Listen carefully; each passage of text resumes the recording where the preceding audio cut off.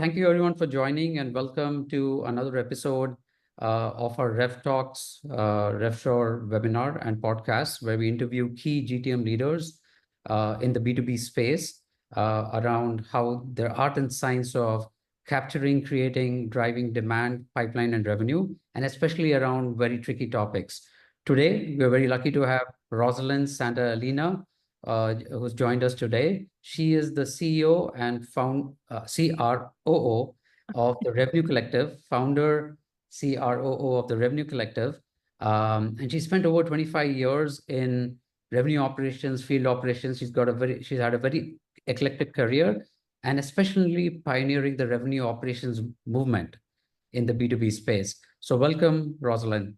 Yeah, thank you. Thank you for having me, and thank you for such kind words on the introduction. I'm excited to be here. Absolutely. No, I've personally been inspired by a lot of the work that you do. And I got started into this space by listening to your podcast. So I'll be always grateful for that. So Rosalind, what I thought we'll do is, in your own words, we'd love to understand your journey, the revenue operations, community and the whole movement that you pioneer. And then we'll get into the topic at hand of attribution. Yep, love it, love it. Yeah, so I'm Rosalind Santa Elena, a long time, operations leader, been in the space, as you said, for quite some time. I think been in RevOps before, it was even called RevOps, and certainly before RevOps was cool or a thing. Sales ops, field ops, go-to-market ops, kind of all the different kind of operations, but have really, spent the last couple of decades really supporting revenue end to end, right? From top of funnel through prospect, through becoming a customer, and especially with the rise of SaaS, really through that extended customer journey. So I've sort of seen the good and the bad. I tell people the good and the bad and the ugly of operations, but have a huge passion for it. And as you said, I've just been really an evangelist, I think, for revenue operations, because I do think that with good operations, it really unlocks and unleashes a lot of really goodness for a business, whether you're in growth status or not, even from a retention perspective, but really providing a better customer experience.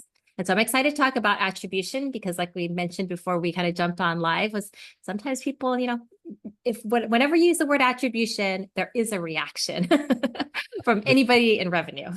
Absolutely. And, for me, when I first got into this attribution space, I first got fascinated by RevOps in the concept of how do you drive full funnel visibility and full funnel accountability that touches the customer. So with that, what has been your experience, Rosalind, as you've kind of been a RevOps leader and doing various roles in the B2B, GTM, and revenue space? What has been your experience around attribution, how people are trying to do it? What's the imperative of attribution and challenges? Yeah, that's a lot. I think with that we can unpack. I think, kind of when you think about attribution, I think it's definitely evolved over the years, right? I think attribution in the past was much simpler to understand what was happening with your prospect and with your potential buyers. But now with the rise of, all of this different types of social media, just so many different touch points, so many ways for a prospect to engage with your business all across sort of the entire life cycle, that it's become extremely complex. I think it's really complicated, and with the with the rise of a lot of the technology, it almost, on one hand, it simplifies and helps with visibility, and on the other, it almost makes it more complex with all of the technology and kind of figuring out what to use when. Right. Absolutely. And, one of the key things that when we work with customers and, as we talk to a lot of teams around attribution, is that there's a lot of distrust, right? So there's a lot of technology. You're right that the complexity of the B2B motion has just increased significantly. So gone are the days of a single motion. Now, even within the same company, you're seeing both marketing, sales, product-led, community-led, ABM, dark social, everything going on at the same time, right? Yep. And so traditional attribution no longer adapts to it, right? So if someone was trying to use a traditional attribution approach, you can no longer adapt to it because it doesn't no longer adapt to your complexity of the GTM motion. At the same time, there's a lot of distrust that also leads to more distrust because you don't know whether the analysis that you're doing, the data that you have, is really reflecting the GTM motion, number one, in the first place, and then whether it can even reflect the impact that all of your activities are having, whether it's marketing, whether it's your SDR, BDR motion, or the sales motion. So that's what we are seeing in this space of how you want to kind of navigate attribution when there's a lot going on in the GTM motion itself.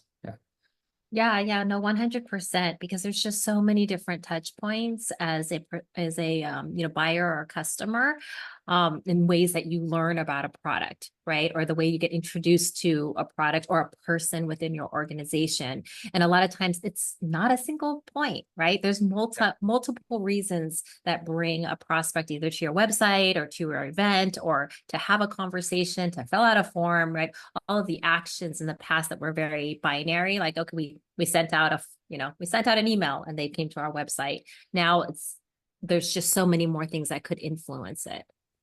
Right. And what ends up happening is that there are so many touch points that are happening, and a lot of companies are still relying on the CRM system, right? Whatever CRM system you have, the traditional CRM system, there's certain touch points that are definitely captured, and CRMs are getting better at capturing data from campaigns and other places. But usually what ends up happening is that you end up starting the capture from a form fill. So let's say there's a visitor that comes to your website. The first touch point of that visitor or the interaction of the visitor that you see in the CRM is a form fill or a white paper download or one of those conversion events, right? But what Yes. happened before that, what got the visitor to your website in the first place, is usually you don't know that, right? And so what ends up happening, most teams that try to kind of do some analysis, and the source-based reporting and source-based analysis we see is very common. So you want to say, hey, what is the first source and what's by different sources, how many leads you got or accounts did you get or pipeline. That itself doesn't represent the full influences of all the touches that happened before that, right? And so you end up doing a wrong estimation and maybe making wrong decisions, right? So I know that you've done a lot of this. So what do you think about the first touch, last touch, source-based methods that are being used in attribution, and they're being used even today? Yeah. I think that I would say that most companies that I talk to, or most, operations professionals I talk to, when we talk about attribution, it is exactly just that, right? What you've just mentioned. It's literally first touch, last touch, and they look at the form fill, the dreaded form fill, right? But the form fill is always that indicator of there's interest, it's qualified, right? Here we go, we have an MQL. And like you said, there's so many things that happen before that. And trying to capture some of those signals or those touch points is really complicated. But I think that there's so many great, with the rise of, so many different tools today that can really gather a lot of those signals and a lot of those touch points and collate them and bring them together.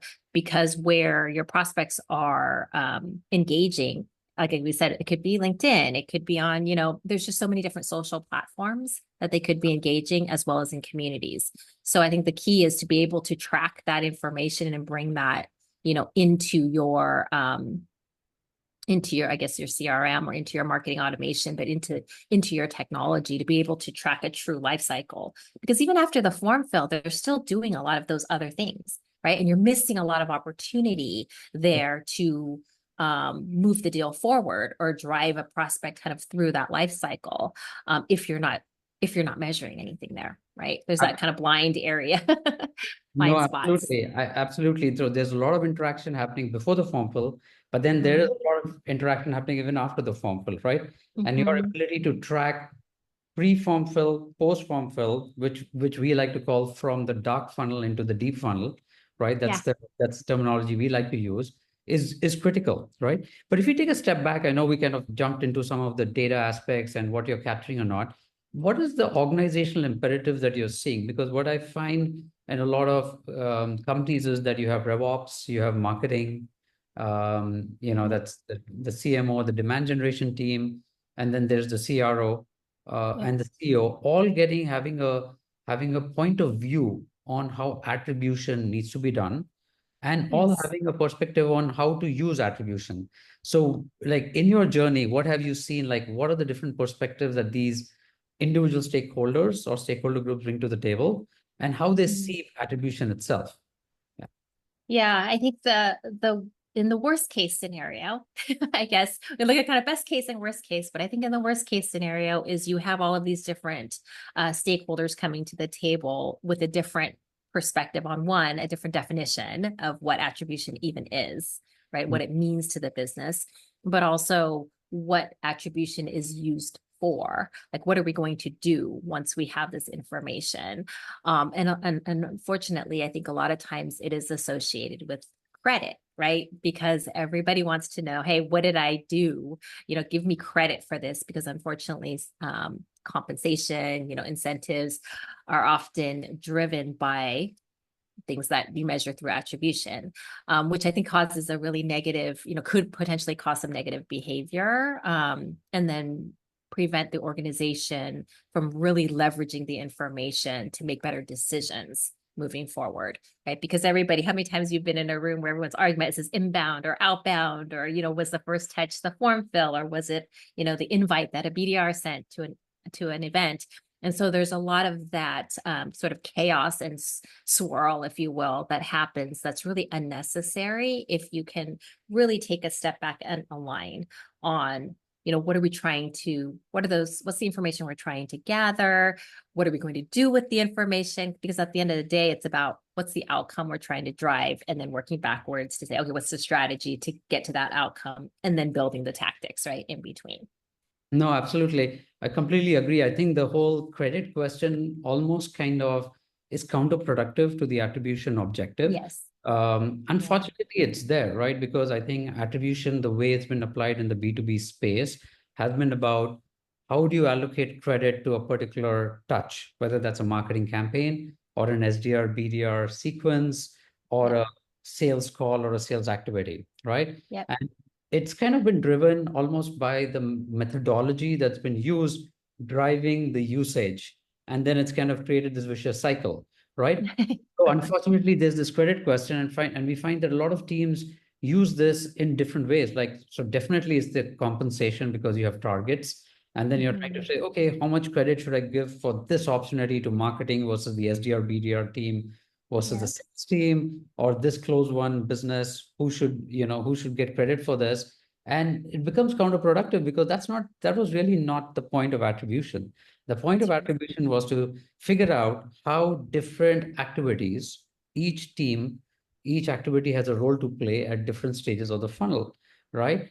And it was trying to figure out what is working at what stage, and how do all of these come together to Mhm. drive the outcome to pipeline and business, right? And then figure Right. out how to tweak those things if to make it better, right? So the credit Exactly. definitely become counterproductive now, and we still see a lot of credit wars, and the approach of credit going into the way the methodology, the mathematics, and the computation of attribution itself, which in my mind is a bit unfortunate, because then you don't get the full potential of attribution, right? So one of the teams that we were working with, we started doing attribution, and then unfortunately the RevOps team, who's usually stuck in the middle, right, come up with a methodology to say that, hey, if a lead comes in from marketing but does not convert into a meeting with the SDR team within 90 days, marketing does not get credit for it, right? And so Mhm. as soon as you define that as a methodology, Yeah. that initiates distrust, and that initiates a credit war, even if people are aligned, right? So Yes. in your mind, how have you solved these kinds of situations, if you've been able to solve? I know these are tough situations. Like, how have you solved and had been able to take a step back and say, hey, even though we might be applying these rules, we don't want to get stuck in credit wars? Yeah. Yeah, yeah, definitely. I think this is a real tough challenge for every company. I think if we were to, poll, 100 companies, I'm sure 90 of them would probably say, hey, this isn't working the right way or isn't good enough for the business. And probably 10 will say, yeah, it's working. We've got information and it's working pretty well, but it could be better. because that's the other thing is always could be better and always changing. But I think you're right. As soon as you start putting some hard, fast rules, like time-based, which is important to do because you do need to have some structure in place. But as soon as you do that, you know that there's going to be some negative behavior, right? So as soon as you do that, but I think, being able to, like we said, kind of really taking a step back and saying, forget about credit or who does what, and thinking about the team as, at the end of the day, it's customer experience, customer life cycle, revenue team has ownership for all of that, right? End-to-end funnel, and continuing to understand that messaging. And then using attribution instead of equating to credit, but really attribution, equating to the different touch points to help us understand what could we be doing better, right? And looking at the data that way versus saying, oh, this touch point was from marketing or from sales or from a BDR effort, but really at the highest level, looking at what are the different touch points, regardless of, the tactics of who is facilitating those touch points, but really looking at what are those touch points across the life cycle, and then understanding, okay, what's working, what's not. Like taking, I guess maybe if you take a step back and remove the person or the people, right, from the conversation and talk about the process and talk about the strategy. And then you can layer in rules of engagement on who should actually be doing the tactics. But the most important thing is like, what are those touch points? What's working and what's not, because that's going to help you drive. I guess the other thing is really to help people understand the value of looking at the business from that perspective versus from a person perspective, and keep the focus there. I guess that's probably one of the challenges that RevOps has in most organizations, is we're tasked with sort of driving this alignment across these different teams, but everybody is quick to jump into, well, we created, this campaign and it drove X amount of leads, right? People are quick to jump in there because they do want to prove ROI and what they're doing is, impactful. But for RevOps to really push the agenda of stepping outside of that and looking at the influence and the campaigns in terms of what's working and what's not. Yeah. Easier said than done, I think, even as I'm saying it. No, but I love the idea. I was smiling because the idea of abstracting away from the people aspect of this to more of the process and the analysis, right? Yes. So one of the things that we found useful is that just help the teams come together and visualize the end-to-end journeys. So let's say we were able to capture all of the activities as much as possible, right, of what's happening to the buyer journey. So, one of the key things that we do, we are able to kind of figure out if a visitor is coming from Google or LinkedIn or paid ad or some alternate source, and then we start tracking from the anonymous visitor to the different website interactions to the first form fill and beyond, even offline things like trade shows and conferences and field marketing events come into this picture and to this journey. And if you're able to then track these journeys, you're able to aggregate these journeys. What that reveals is a very interesting picture of synergies, right? Right. And that's very important, right? Because once you have that journey view in front of you and the journey of not only the individual account, the individual contact, the person or the lead that's going through this journey, but when you aggregate it, right? So you look at that, what are the top 10 buyer journeys that are happening? It starts giving a very interesting picture of the synergies between the different touches, right? And what we found that kind of creates a significant mindset shift, right? So, I've seen this happening in the customers that we've been working with. As soon as you do that, then the mindset shift moves away from credit. It says, okay, now I understand this sequence of activities are really driving conversion, right? Into from MQL to SQL, whatever stages, it's an ABM motion or a lead-based motion, doesn't matter.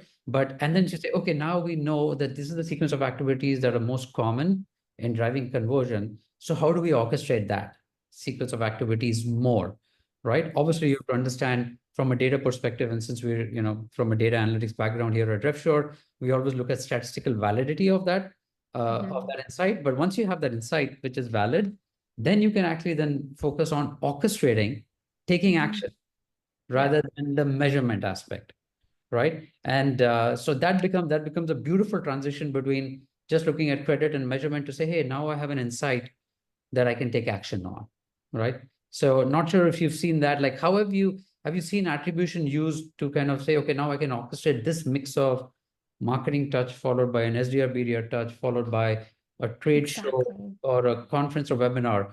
Like, how has that happened in some of Yeah, the no, I mean, I think that is yeah, exactly, I think you've touched on exactly the value of attribution, right? right. It's not about credit for the internal team. It's about driving that customer experience and understanding how they want to be engaged and what works in moving them through your funnel.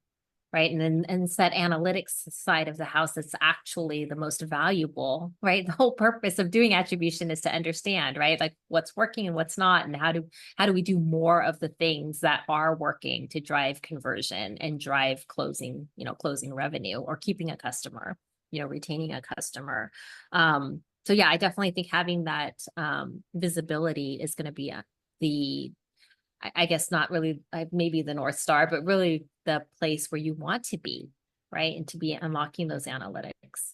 No, absolutely. And we've seen, like, for example, for certain customers, you start seeing patterns, right? You say, and patterns that both confirm your intuition and some patterns that might be, opposed to your intuition. So for example, Yep. we saw in one customer, what is driving visitors to leads is a combination of search and an SDR BDR prospecting.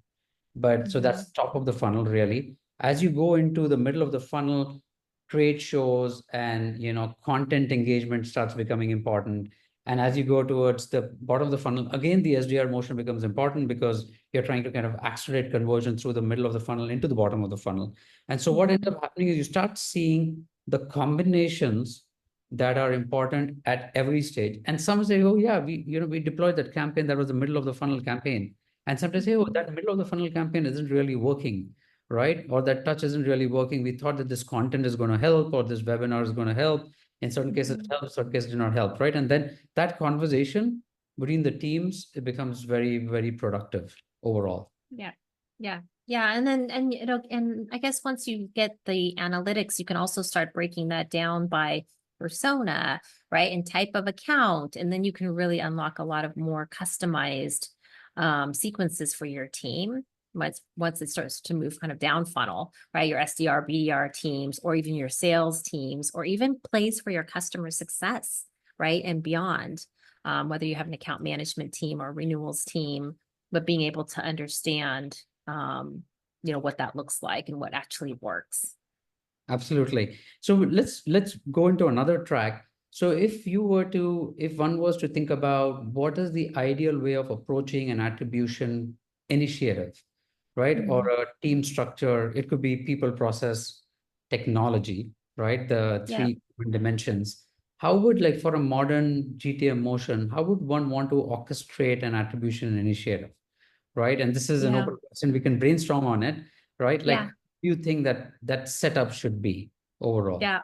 Yeah. I think always starting at the beginning, right? In terms of what are we trying to achieve?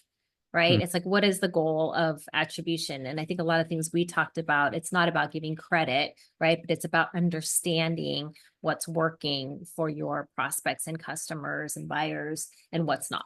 Right. So it's like, what are we trying to get from attribution? What is that outcome? And then going back to say, okay, what's our strategy to go do that? Right. And a lot of those are going to be things that we know work because we've done them before. And there's going to be a lot of testing, right? Things that we think, kind of those bets and assumptions. And then before anything else is always about what's the data, right? What is the data that we need to capture in order to measure and measure effectiveness and get to the outcome, right? See if it's working or not. So making sure we have the right data. But even before that, it's aligning on the outcome, the strategy, and then the definitions, right? Mhm. Just making sure everybody is aligned in terms of what is attribution, what are those touch points, how are we going to define those things, and then Mhm. make sure we have the right data, right, to support visibility of those key metrics, and then working on process in terms of who does what and the technology. It always starts with, what are we trying to do? What's the objective? Okay, what's the strategy to get there? And then we can figure out all the things in between.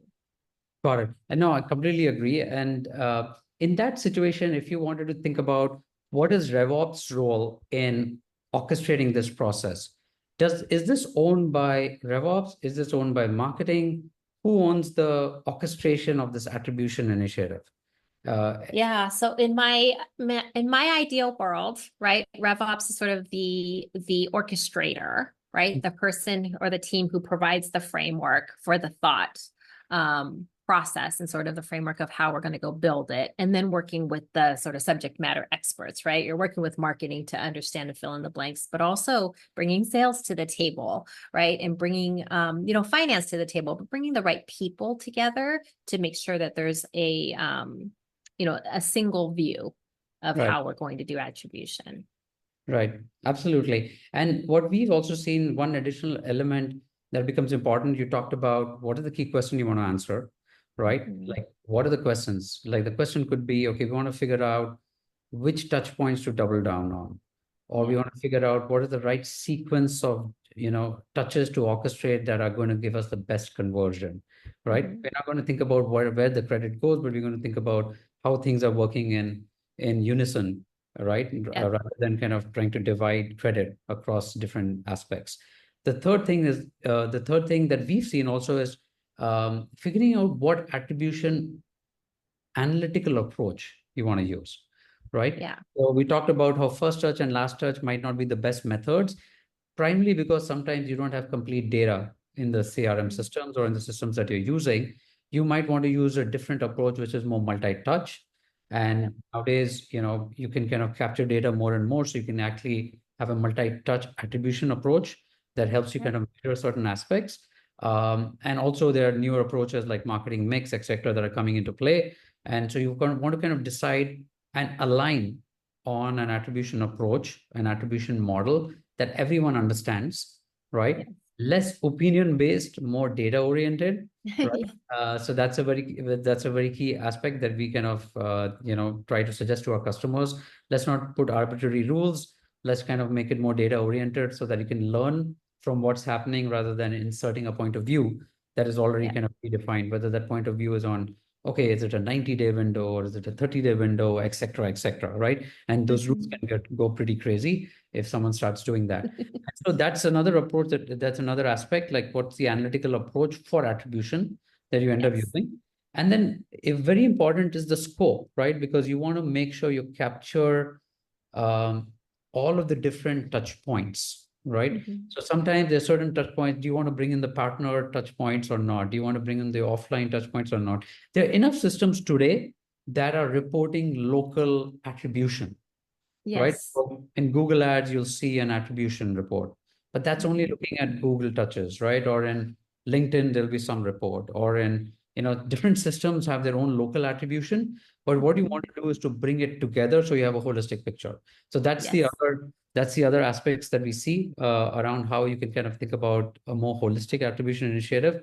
And in terms of where the orchestration, we feel that RevOps has a key role to play, in collaborating with marketing and sales and other teams around the attribution initiative, because they're in the best situation to kind of orchestrate this, right? And create the definitions of what are the metrics and KPIs we're going to measure and what are the actions that we want to drive across the funnel. So that's definitely with this. I'd like to open it up for questions, to the audience. Feel free to kind of put your questions in the Q&A panel. And if you'd like to ask a question, just ask a question verbally also. I think that should also be possible if I'm not wrong. Yeah. So I don't know if they'll be able to join us live, but definitely questions in the Q&A or in the chat. Panel. Yes, absolutely. Yeah. Yeah, as we're waiting to see if anybody has any questions, I love the fact that you kind of focused on data analytics, right? It's like I was like, oh, this is like music to my ears as you're talking through it, because I do think that a lot of times it's removing the people from the conversation, right? Definitely and then staying away from the credit piece, and it's really about what are we trying to do and what is this information going to enable our teams to go do. Right. That the action driven, as we always talk about, kind of what is that next best action? Perfect. Yeah, no, completely agreed. So we have one question that has just come in. the question is, you asked about first touch and last touch not being that effective. What other Mhm. attribution method would you suggest? Rosalind, I'll have you take a go, and then I'll kind of chime in. Yeah. I mean, I think of a lot of things that we talked about around, first touch, last touch is a good starting point, right? You need to start to think about that. But if you start to think about what are the different parts of the funnel you're trying to measure, and what is that, sort of multi-touch look like, right? What are those touch points? And then being able to measure those within, almost like even if you think about within each sort of big stage of the funnel, right? Maybe it's from up to MQL and MQL to SQL, or whatever your terminology is. But if you break out those pieces of the funnel and think about what are the touch points that are happening, and then measure those, I think is the best way to start to break it down, that you can actually drive action. Absolutely. I actually agree with you. It's not that first touch and last touch are really bad. The first touch and last touch become suboptimal if you're not capturing all the touch points, because then you don't know what the true first touch is or the true Yeah. last touch is, right? But first touch and last touch per se are useful, because you might want to, if you can, capture enough data and you can understand what the true first touch is, then you know what are the right channels and the right campaigns and touch points that are able to attract demand, right? That's the whole goal of first touch, right? And then Yeah. if you know what the true last touch is, then you can kind of figure out what are the right channels, touch points, campaigns that help you convert. And it's not necessary to just think about first touch and last touch. Now, last touch being just before close one, and first touch being at the visitor. You can actually see it stage by stage. So you can know, Yeah. okay, between MQL to SQL, what is the best first touch and last touch, right? So those attribution methods are per se not bad, right? So they do give you insight. So the key about attribution methods is to kind of use them for the right application and the right insight and the right decision, right? Now, we obviously also suggest a lot of multi-touch attribution methods. We are more focused on database attribution. So you're actually learning the sequence, and you're learning, what is really contributing. It's really the multi-touch attribution, which is data-based, looks at all of the sequence of touches and how, leads and buyers are converting from one stage to the other. And will actually then surface insight of the contribution of every touch to conversion at different stages, right? And so that's the database approach. So you know what's the mix of touches between stage to stage, as well as from start to finish, right? But there are other multi-touch rules-based methods that are also useful, right? So there's a linear attribution method that helps kind of figure out, helping you kind of figure out what are all of the touches that are useful, right? If you want to say, hey, if I want to orchestrate a buyer journey, what are the different touches I should orchestrate? The linear attribution method can tell you, okay, here are the minimum set of touches and the minimum set of campaigns that you want to orchestrate. So rules-based multi-touch attribution methods are useful. Again, you should use them for the right application and the right kind of insight. We obviously kind of prefer and suggest an AI-based attribution method, right? Because that helps you kind of learn from the data itself, rather than kind of putting a rule on top of it. Yeah, I love the fact that you kind of mentioned the first touch, last touch, but it's not just at the first sort of form fill versus the closed one. It's a Exactly. first and last touch within each conversion, sort of big milestone, right, within the stage. I think that's really important. And that might be a great way for folks to just get started, versus trying to figure out their entire life cycle of all the different touch points. Absolutely. Absolutely. So we have another question. I think that this question is about, you mentioned not using opinion-based methods. How to avoid that? So I'm in a situation where, we are trying to come up with an attribution rule, and that's kind of opinion-based in the sense, um, uh, that there are some rules around time windows, etc. So how would one avoid that if and not get into that in the first place? Yeah. Yeah, I think it goes back to having those really clear definitions, right? And aligning on the data definitions and the definitions of what those outcomes are and how you're going to measure, right? Because again, it's removing that art piece of it, right? The opinion subjective, sort of qualitative, and then really looking at it as data driven and quantitative as you can. Yeah, Which, absolutely. And one of the key things that we suggest is that before deciding on an attribution method, whether that's opinion based or not. Just visualize the data and see, go look at your past 1 year, 2 years of data, and all of the touch point, look at your buyer journeys, right? And then see like what has really driven that conversion. And that will surface better ideas on the attribution method you want to use. And that'll Yeah. kind of validate certain opinions, that'll invalidate certain opinions, and that'll get you a better place as a team itself, right? Overall, that's a better place. So another question, very quickly, in your experience, I think we've touched on it, but I still want to address it. In your experience, when would it make sense to use first touch attribution? Yeah, I think what we were talking about around kind of first touch, when you're initially building out your business and you're just trying to start out attribution, I think having, if you have no visibility, first touch is always something that you want to start to measure, right? There's never a bad time to start doing that. And it's also first touch, again, as we kind of talked about within each sort of milestone of the life cycle, I think is really important. Right. Yeah, absolutely. In my mind, there is no one method that one should use, but use first touch when you're trying to make decisions on how you want to create demand.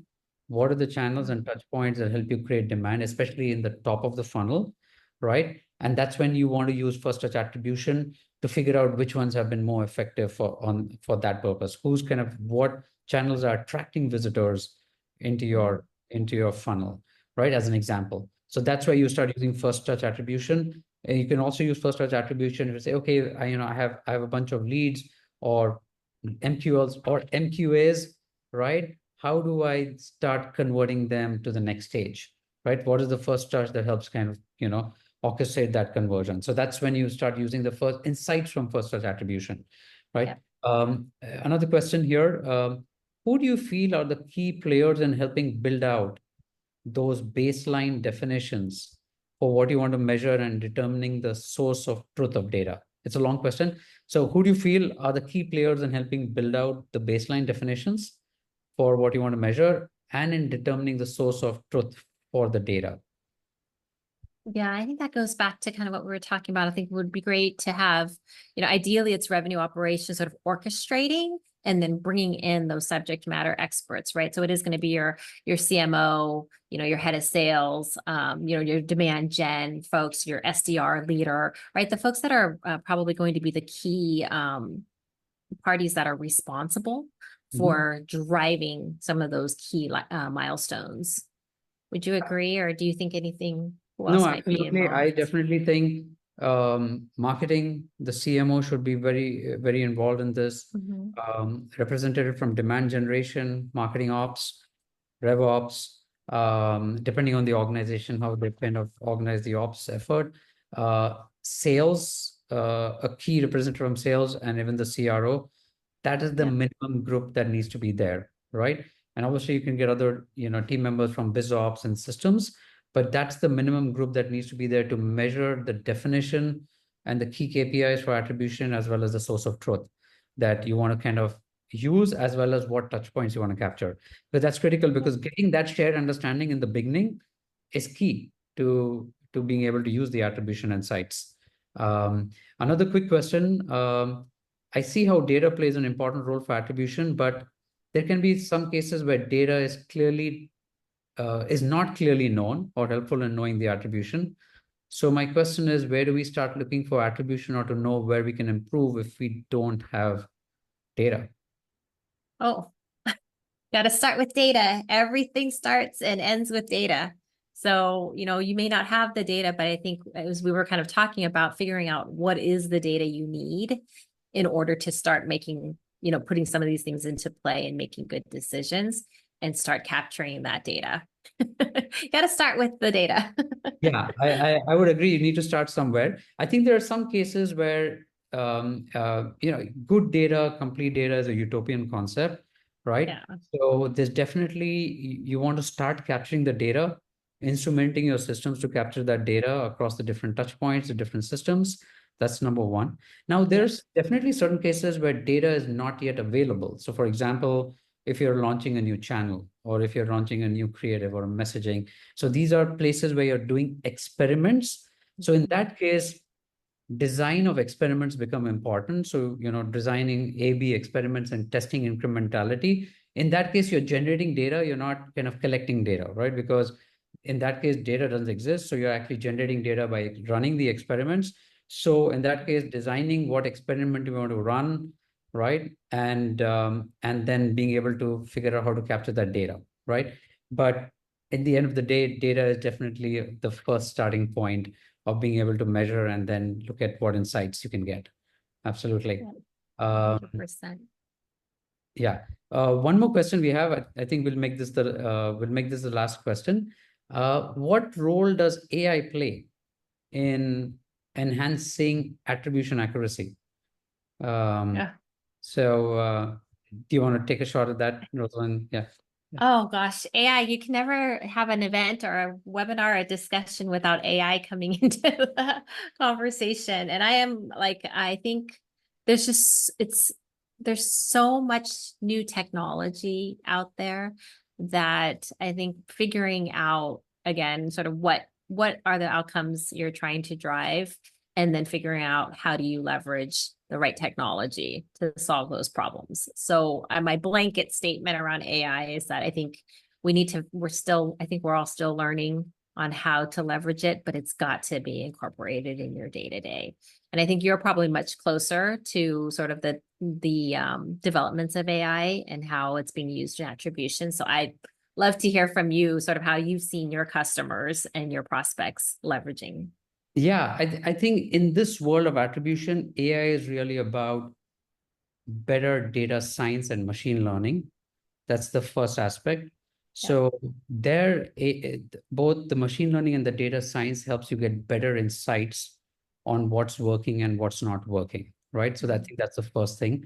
The generative AI component, which we all now are kind of hearing more and more about, is more about how do you present those insights and communicate those insights. What the machine learning does is through a multivariate or looking at multiple touch points, is able to kind of look at the impact of every touch point within your buyer journeys, right? And so if you were in the past using rules that, hey, I'm going to assign equal credit, or I have some credit, like the first touch is going to get 30%, the last touch is going to get 30%, different types of attribution rules, right? You don't have to do that anymore. It'll actually tell you what is the contribution of every touch in the conversion journey of your buyer, right? And that becomes the first step, because not only do your attribution accuracy get better, but gives you better insights, right? You can then look at relative first touches, right? So which one has a higher impact? Relative last touches, right? So different options for last touches, different options for first touches, different options for the sequence of touches. You are able to kind of understand better and orchestrate that better. So that's the role of, in my mind, AI is more about data science and machine learning first in the attribution space. And then comes the whole Gen AI aspect.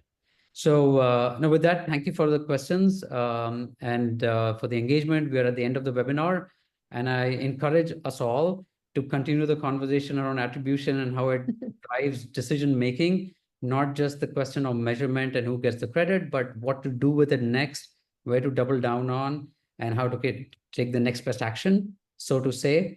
We've recently released a white paper called The Future of B2B Attribution, and which offers a unique perspective. There's a lot of concepts around the methodology, the scope, the data to use, etc. So you'll find a link in the follow-up email, and so feel free to access that, and we're happy to answer any questions. You can contact us as well, and we'll also be sending out a recording of today's webinar.